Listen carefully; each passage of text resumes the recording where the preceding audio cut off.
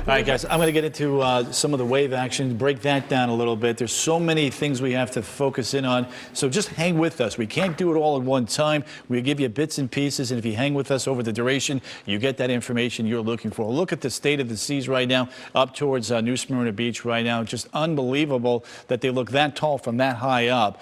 There's Nicole right now with the 4 o'clock advisory, still a tropical storm. Remember, the next full advisory comes in at 7 o'clock. We will get an intermediate advisory. It doesn't change the cone.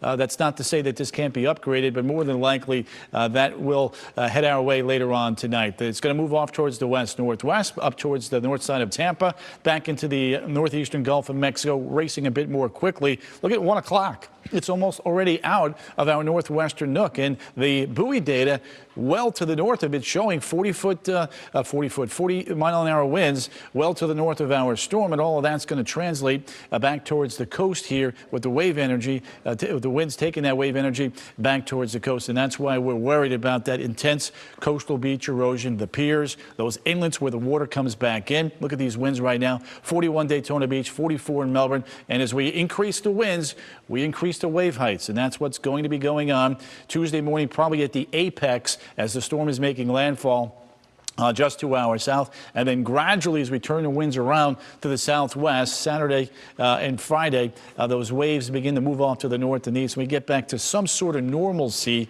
as we head into the upcoming weekend, which you can see right here for Brevard, Flagler, and Volusia County. By Friday, Saturday, and Sunday, we're going in the right direction with the near shore breakers about where they should be, 1 to 2, maybe 3 feet. Got to show you the tide times. Very, very important. Reporters are out in the field taking the notes on this, I'm sure. Flagler Beach, 8:02. Daytona Beach, 7:30. Cocoa Beach at 7:32 tonight. We flipped the page now into Wednesday. You can see Flagler Beach, 8:19. Daytona Beach, 8:14. And Cocoa Beach, again, at about 8 o'clock in the morning with a second high tide later on in the day. But I think at that point, we're going to be in better shape as the storm will be well to our north and west. Plenty more to talk about with Nicole. Here's Cam. That's right. We want to focus in on the winds. We were talking about how wide the wind field is with Nicole. And I want to show you, this is a look at the tropical storm strength winds overlaying Nicole right now. You see those tropical storm strength winds extend almost 500 miles out from the center of circulation.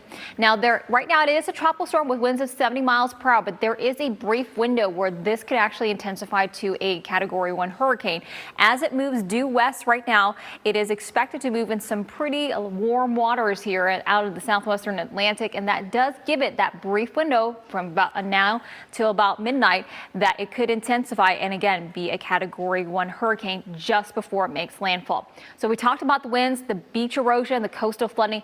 Now we have the threat for severe weather, and unfortunately the threat is going to be happening late tonight into the overnight hours while most of us are sleeping. This will be moving, the threat will be happening as the storm system makes landfall, which again is expected early Thursday morning around 3 to 4 or 5 o'clock in the morning.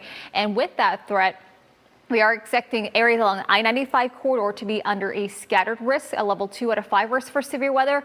A little farther inland, just west of I-4, a level 1 out of 5 risk for severe weather. And that includes the threat for tornadoes, which right now is just an isolated few or two, not high, but not exactly zero. So in terms of impacts for Nicole, we've talked about the beach erosion, very high, wind gusts high as well, flooding and on the medium side as well as tornadoes on the medium side. We'll talk more about the flooding and not just the coastal flooding, but the impacts for inland flooding next time Tony and I see you in about 10-15 minutes.